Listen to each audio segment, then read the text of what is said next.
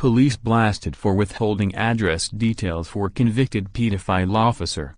A police force is accused of playing fast and loose with anti-terror legislation after it withheld the address of a convicted pedophile officer over fears he could be a target for extremists.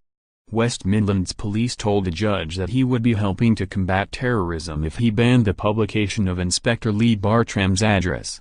The 44-year-old pleaded guilty to making and distributing more than 300 indecent images of children, including videoing the boy of 6 and blaming his parents for dressing him in an attractive way.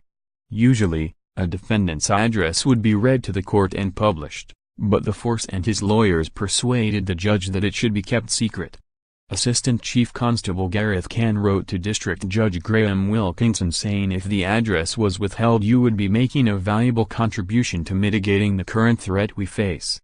Judge Wilkinson then banned the details from being made public because it could lead to him or his family being targeted by terrorists for the most serious acts of violence. A spokesman for West Midlands Police told Mail Online that it was standard policy to request an officer's address is withheld due to the current threat level.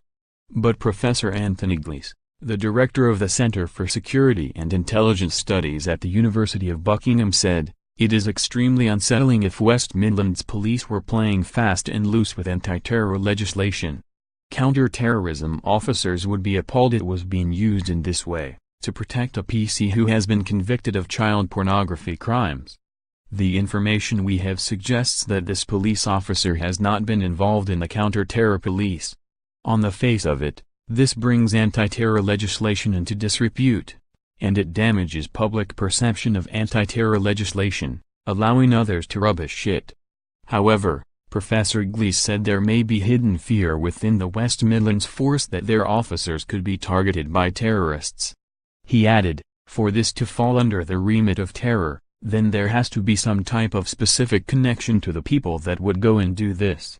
It is not only Islamic terror that poses a threat, we know that there are a number of right-wing extremists who are prepared to resort to violence. If there is a threat against officers in this area, that too is extremely unsettling." According to The Times, last month the press were banned from reporting the address of a West Midlands officer accused of using highly sexualized language towards a victim of crime. Again, the court was told that it could make him a target for terrorists. Other forces do not appear to be using the same tactic, the paper reports, including the Metropolitan Police, whose officer Keith Palmer was murdered in Westminster in a terror attack last year. Last month details of a Met officer charged with assault were released. An alleged rapist from the force has had his details released. A spokesman for West Midlands Police said, "This is standard policy where we request an officer's address is withheld due to the current threat level. It is then up to the judge on how they rule on this."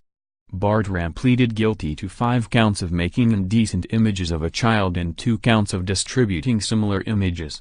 The charges, spanning a period between August 2013 and the same month of this year, relate to a total of 328 images, including some found on an iPad and an iPhone.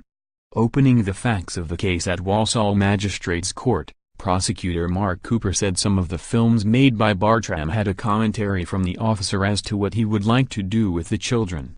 On one of the films, Bartram was recorded blaming the parents of a child because of the way the youngster was dressed.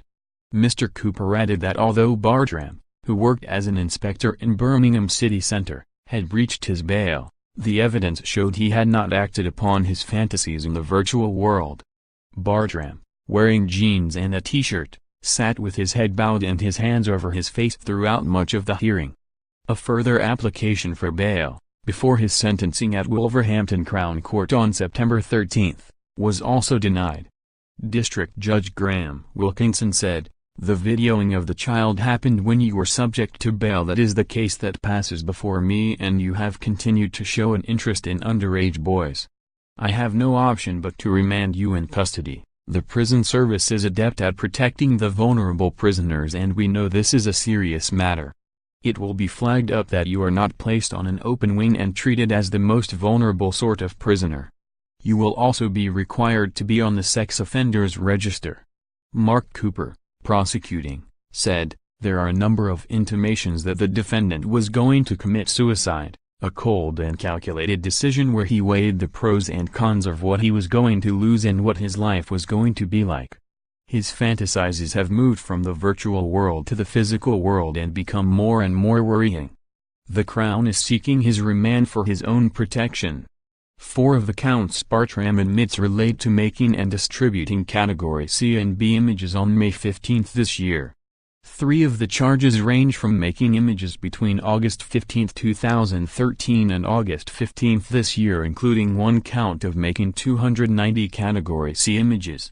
Speaking in favor on the defense application to prevent the publication of his address, Judge Wilkinson said, "Sadly, we live in an arena of new terrorism where serving police officers are targets and members of his family will be targeted. He is likely to be targeted for the most serious incidents of violence and is not in the public interest. Safety is my priority. His address must not be published by any person at any point." Bartram was remanded in custody to appear at Wolverhampton Crown Court on September 13 for sentencing.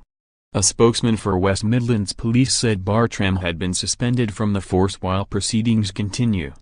The matter has been referred to the Independent Office for Police Conduct.